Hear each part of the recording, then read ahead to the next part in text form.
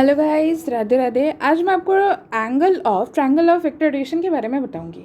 Basically derivation का कोई काम नहीं है, लेकिन आपको एंगल पढ़ने के लिए डेरिवेशन के गो थ्रू होना पड़ेगा। बट इसको लर्न करने की कोई ज़रूरत नहीं है, but keep it in mind कि where is the angle is taken from.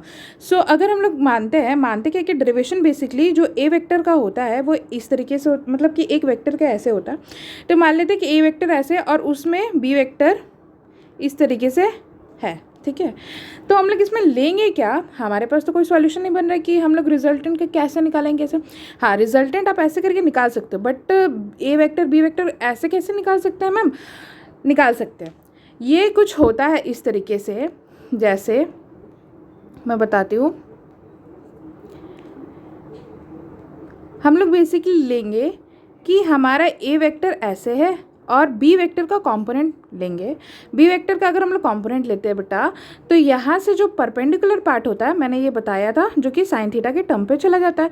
और ये जो पार्ट है, ठीक है, जो कि यहाँ से एंगल बन रहा है ए वेक्टर से, वहाँ पे इसका बी कॉस थीटा का कंपोनेंट आता है। तो अगर हम लोग पूरा सिंप्लीफाई करके लिखते हैं तो ये ए वेक्टर ऐसे A plus B cos theta, ठीक है, और यहाँ से जो कंपोनेंट आएगा that is B sine theta.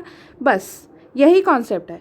अब हमारा तो अब हम लोग इससे निकाल सकते हैं, ठीक है। कुछ तो वैल्यूज़ आई है जिसके कारण हम लोग रिजल्टेंट निकाल सकते हैं।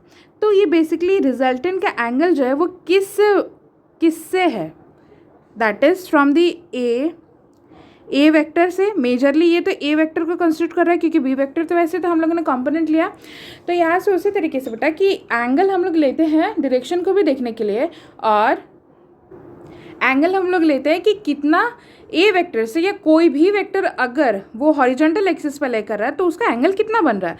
तो यहाँ पे हमारा एक फॉर्मूला आता है, that is tan theta. Basically tan theta तो पता ही होगा, that is sine theta divided by cos theta होता है। तो यहाँ से हम लोग लेते हैं उसी तरीके से।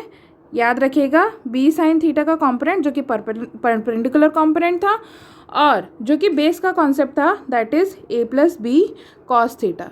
बस इतने में ही था हमारा एंगल, और ये बहुत ज़्यादा हेल्पफुल रहेगा। बहुत इजी क्वेश्चंस आते हैं, इतने टफ क्वेश्चंस नहीं आते। बस आपको आना चाहिए कि कहाँ से हम लोग उस एंगल को ले रहे, किस थीटा, मतलब कौन से थीटा से ले रहे, कौन से वेक्टर से ले रहे। This is all for angle of triangle of vector derivation. Thank you.